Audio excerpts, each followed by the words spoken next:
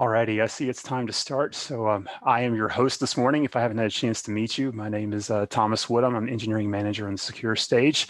So happy Wednesday.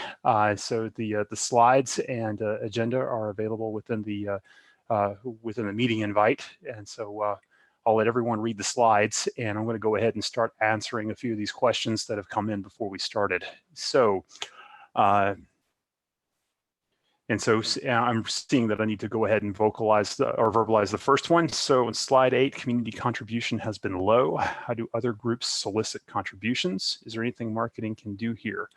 The answer to this, I think, and I will be happy if others have any insights to this as well, is that the license for which Secure Stage features are aimed at is the ultimate license, which means that we have quite a lower usage than most other stages or all other stages. So with that being said, we have a lower audience, which means that I would expect community contributions would be slow, especially right now,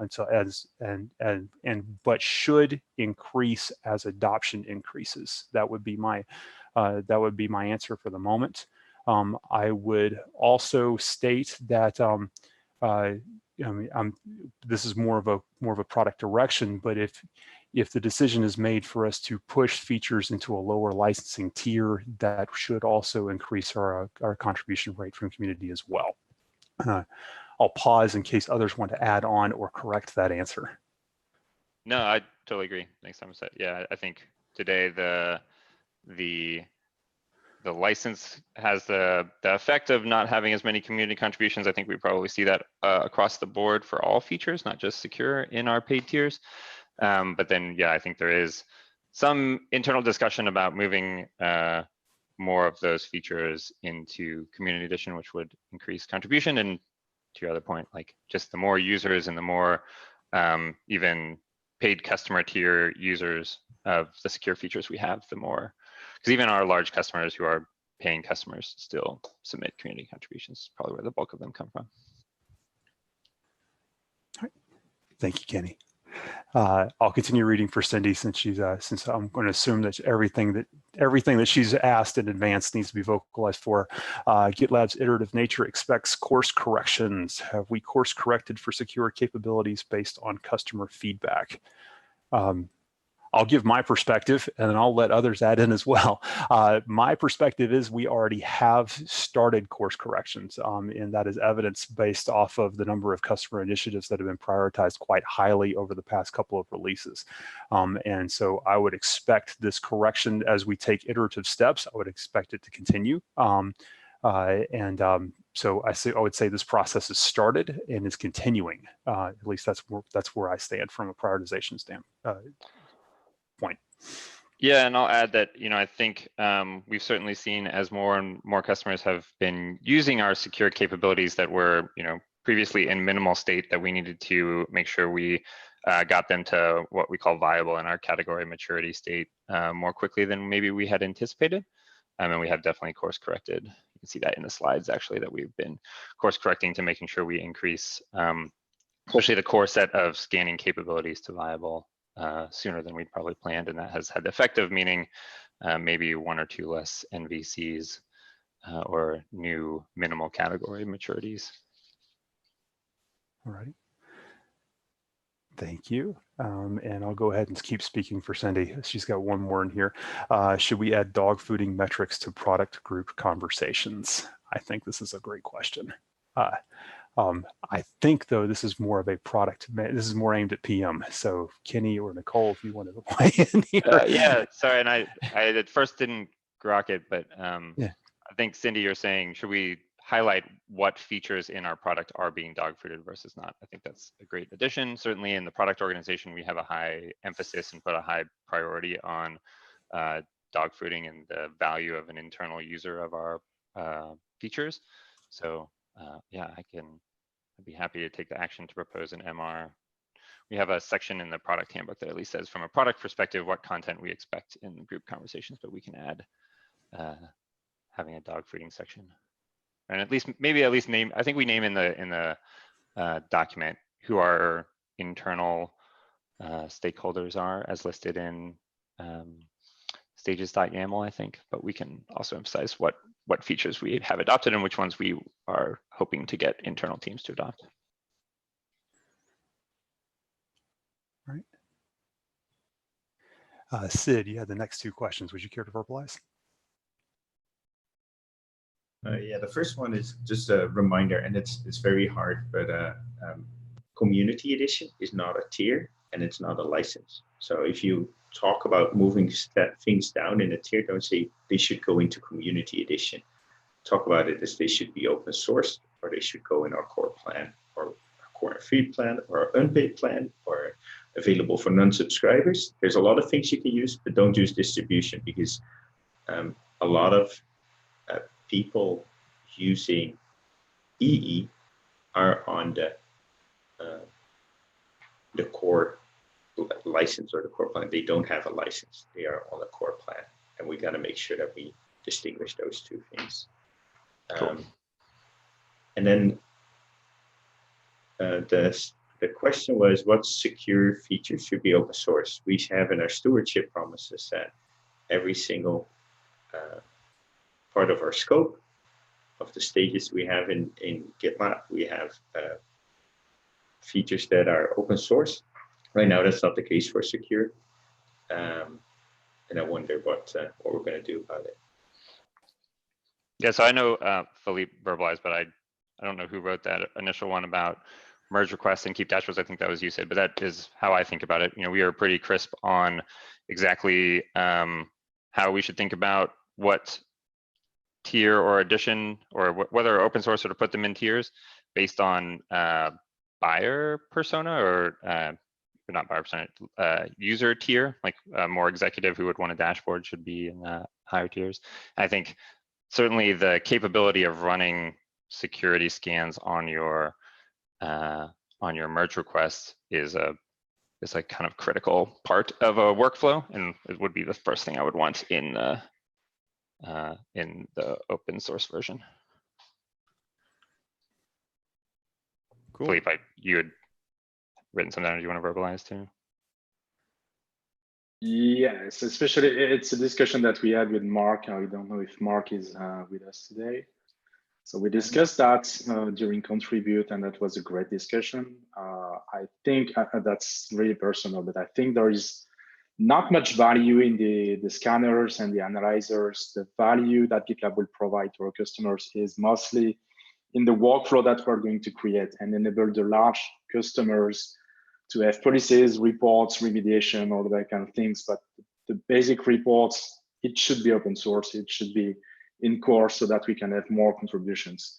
Problem is, since we don't have much value in the analyzers, it's pretty much what we have today. So if we remove that from the ultimate tier, we don't have enough value in the current dashboards and the other features that we have to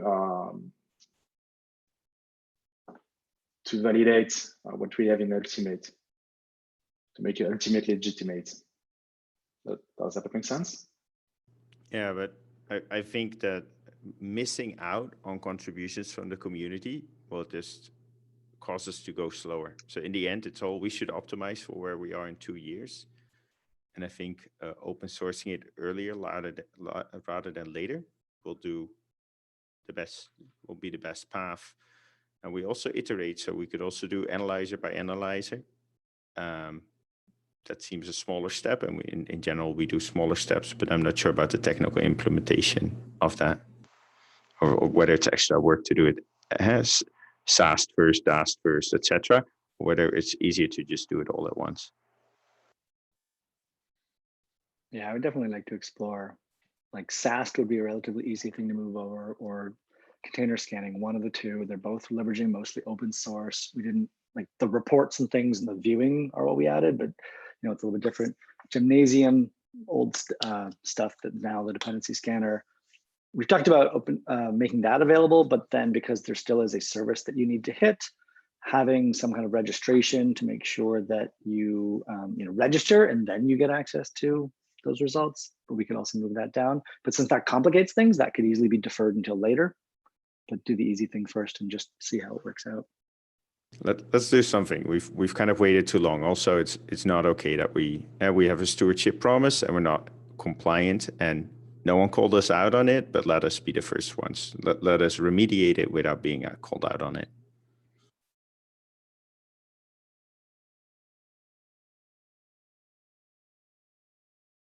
Seeing that conversation is paused for a moment, we'll go ahead and move us forward. We have a couple more questions.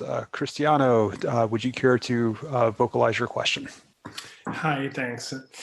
Many of our security features, as you know, require Docker in Docker. This means that our runners have to run in privilege mode. Some customer is looking at this as a security risk. We are working on that. We have any timeline about this, any working on? Right. Philippe, I think you've been working on this very topic, so I'm going to ask you to answer. Oh, and sorry, Cindy asked in the document to clarify that DND is Docker in Docker. Yeah, sorry. So I fixed the question, sorry. yeah, so we should explain why Docker in Docker first, why we have these requirements. So we use Docker in Docker to be able to run more Docker containers inside the context of a job. Why are we doing that? Because there are two things in the security features that we're providing. First one is the engine, and the second one is data. We can provide the two in a single Docker image, but the problem is when it comes to update these things, if we want to update the data, if we need to update all the time the Docker image, and if we have a single Docker image where we have everything, the support for Java, Python, PHP, etc., it's going to be a huge image, probably larger than 4 or 5 gigs. There's no way we can provide that to our users. So we ended up with a SAST orchestrator, and the SAST is currently just an empty shell. It's going to detect the languages and the frameworks inside the project, and then download and run the corresponding analyzer so that we have one analyzer per language and one Docker image per language. So that's why we introduced the Docker in Docker requirements last year, because it was easier for us. It was a shortcut. It was working great. But at the same time, we're introducing a requirement that is blocking some deals, because to have Docker in Docker in GitLab CI, you need privileged runners. That means the runners will be able to access some part of the host that they're not supposed to access. And that's a security issue for larger companies, especially in the bank, financial industries, etc.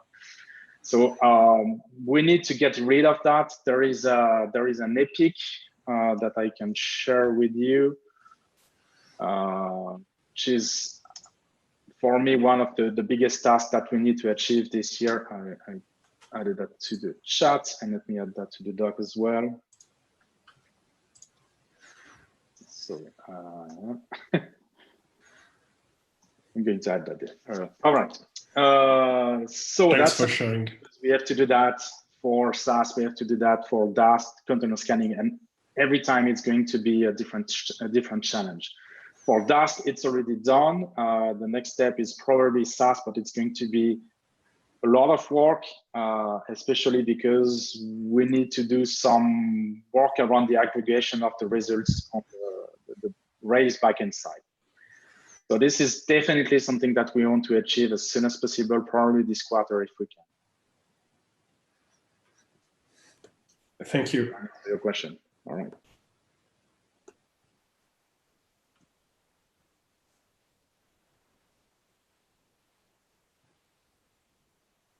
Right. Sid, I see you had a sub question on here. Did Philippe's answer answer it for you, or is there? Yeah, that's okay. answered. Thanks. Okay. And Mike, I see you added something. Is that something you want to vocalize, or or should we carry on with the conversation to other topics? Yeah, just real quickly, I think a reasonable minimum viable change here would just be to have a shortcut. So instead of requiring it to always do the evaluation of what languages you're scanning, once a repo is set up, it typically wouldn't change from one language to another. So having that as either a project setting or just something that you put in the auto DevOps thing right off the bat, if that would eliminate the requirement, I think that would be far easier than trying to re-engineer how the detector works. we'll answer to that as well, Thomas, if you don't mind. So Okay. it's actually, yes, a shortcut. You can use the analyzer instead of SAS directly, because the output of the analyzers is exactly the same output of the SAS job. SAS is going to gather all the outputs from all the analyzers and gather that into a single file. But the format in the end is going to be exactly the same. The problem with that we have currently is if you have more than one SAS report, the parser on the backend Rails in GitLab is not able to, for example, remove the duplicates. So there is still some logic inside SAS, especially when it comes to the aggregation of vulnerabilities, that is not yet ported to the Rails backend. And we need to do that before saying to our customers, you can use directly the analyzers. And actually, that's probably the path that we're going to follow for the future. We're going to remove this SAS orchestration, on top of the analyzers to use directly the vendor templates. Instead of including the SAS job that will run the orchestrator, the SAS job is going to run all the analyzers one by one. And if the analyzer doesn't detect anything that is compatible in the project, is going to exit very early. But we still need to port these small parts from the SAS orchestrator to the Rails backend parser. So be careful. Long story short, it's going to work if you have just one analyzer for now. Okay, thanks. Okay. Dan, you had the next question. Would you care to verbalize it? Yeah, sure, thanks. I'm just curious, I know that we use a lot of open source packages for the security scanning, and I'm wondering how much we contribute back to those projects. Believe the answer is we're not yet. We're using them, but we're not contributing back to them. We have the ambition to do so, but we have not yet prioritized capacity to contribute back at this time. So we have been racing to improve the maturity of the product offerings we have, as well as expand our breadth, and that has taken precedent as far as over contributing back to upstream dependencies. At least that's the way that I would phrase the answer is what our stance is, and I'll leave room for others to correct, amend, or add to that. Yeah, I just want to ask Dan back a question. Was there a particular vendor that you were thinking of that contributes back that motivated you to ask this question? Not specifically about security, but there was a report that came out from across GitHub, but I think it was like the top, contributing companies to open source, of which of course Microsoft was like the third or something, and we were nowhere on the list of like 100. So that's kind of what prompted the question. Okay.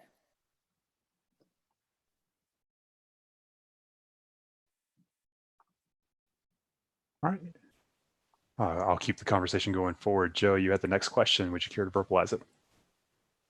Sure. So the ask was around whether we see vendors coming to us trying to integrate their products into GitLab, and Kenny has provided ample feedback there, so I'm reviewing those. Now it looks like yes, SonarQube being the integration tie-in that seems to be getting the most asked, at least amongst my customers, and one that we're having conversations with now. Are there any others that we could publicly reference or talk about today?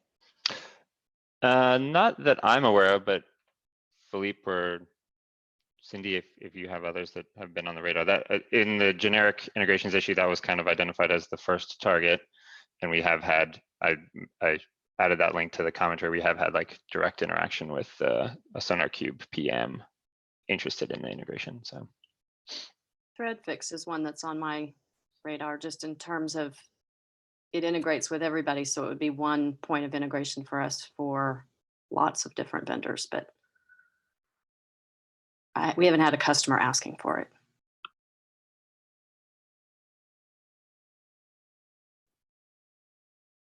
Is this live stream on YouTube publicly? Yes. Okay. All right. A lot of names there. Yeah, I will keep it moving forward. Mark, you had the next question. Would you care to verbalize it? Yeah, so what's our strategy and tactics for becoming product leaders, like top right quadrant from analyst reports in application security testing by the end of the year? So I feel like that should be a question I should be able to answer, but I don't know if I can at the moment. I guess I know that we have maturity targets, but Cindy, I don't know if maybe you could provide some baseline from what we've heard from analysts in conversations today. I know we've gone through a number of analyst conversation reviews. The thing I would expect myself to have is an epic or something that said, here's how we get to our next category maturities and the kind of features we think customers are interested in. I don't have those, but Cindy, maybe you have some insights Well, from analysts. Yeah, when we did the Forrester software composition analysis wave, we documented several issues that were shortcomings, but we haven't made one list of them. But I think we tagged them as analysts. So yeah, I guess we could pull filter for that. I can tell you that otherwise. There are 3 things: policies, remediation, and reports. And from the engineering side, I would add, I have 4 points that I really want to see addressed before the end of the year because they are blocking a lot of customers. Get rid of the Docker in Docker requirements, vulnerabilities as a first-class object, which is a bit fuzzy for a lot of people, but the point behind this is to be able to create a vulnerability, not only from the scanners, but from a lot of different sources like or bug bounty program that we have at HackerOne or directly by the security team. If they spot something, they should be able to create a vulnerability right in the merge request, and we should be able to see that in the reports, in the dashboards, etc. So that's a strong requirement for some large customers. Third one is air-gapped networks, where GitLab is self-hosted inside a network that doesn't have any access to the internet. So the current way of working for the security products is not suited for that because we're downloading the images from the outside. So we need to work on this. And the fourth is the splits between the build and the analyze phase. Again, it's probably a bit fuzzy for you. To explain that in a few words, currently the analyzers are embedding, for example, for Java, we are embedding a particular version of Java. I don't remember if it's probably Java 8, but it's 8. Yeah, 8. Yeah, 8. So if you have a project that uses Java 11 with some very specifics to Java 11, it's likely that it's not going to work out of the box. The same goes for Python. The same goes for a lot of things where we need the environment, the build environment, to be able to run the analyzer. Because sometimes we need to install more dependencies. We need to run some targets in the build environment.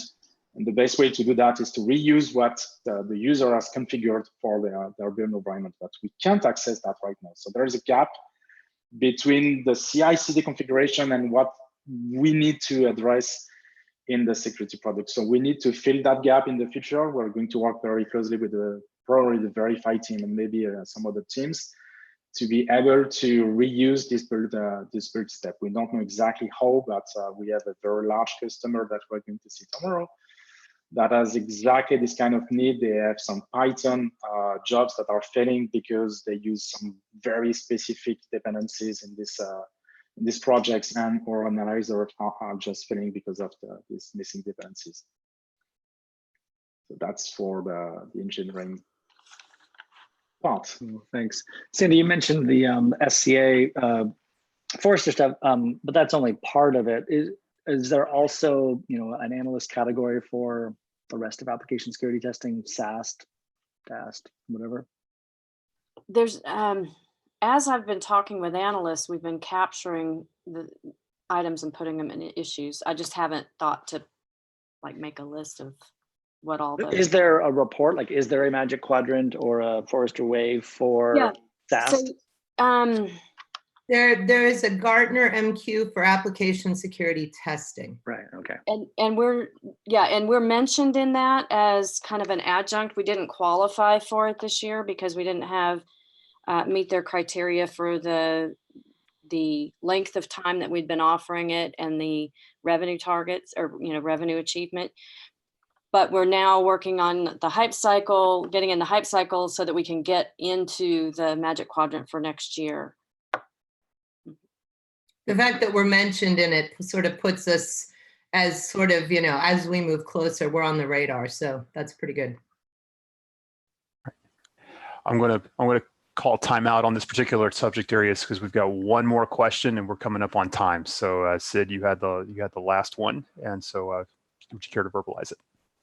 Yeah, we try to enable things by default. Our full dynamic scan wasn't enabled, so I assume there's a reason for that. And I see Philippe said, hey, we're going to do that as the next step. By now shipping it not enabled, will we make it harder to enable it later? Because I find that a lot of times you kind of, if you make it configurable, people assume that you won't turn it on by default later on. But I might be very well wrong. I'd love to hear from Philippe. Sorry, I was muted. I just want to clarify, are you talking about full scans or active scans? Because there are two different things. Oh, the scan that kind of prods the application and can cause damage. Okay, that's active scans. Okay. You're absolutely right. We should do that. And again, I'm amazed by the level of details that you are able to provide. This is definitely something that we will do. And the idea is if we have a review app URL, it's going to be enabled by default. So we Awesome. I think the first iteration was to have the ability to do it. And the next one is we're going to enable it by default for review apps. It totally makes sense. Cool, thanks. Oh, next one's also Thomas, great job at moving the conversation forward. Like 5 points in this conversation. This was a great one. Glad it went well. So thank you for the feedback. I appreciate it. With that, we are at time. So thank you everyone for your questions and participating. It's very much appreciated. And with that, I wish you have a good day and a good rest of your week. And hopefully we'll talk soon. See you. Bye.